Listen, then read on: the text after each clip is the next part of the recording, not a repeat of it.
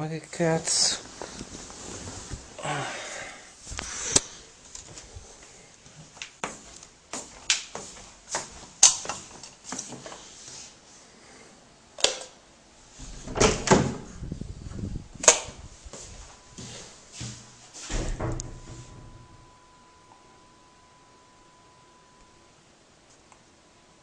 Cazzo è cascato il coso.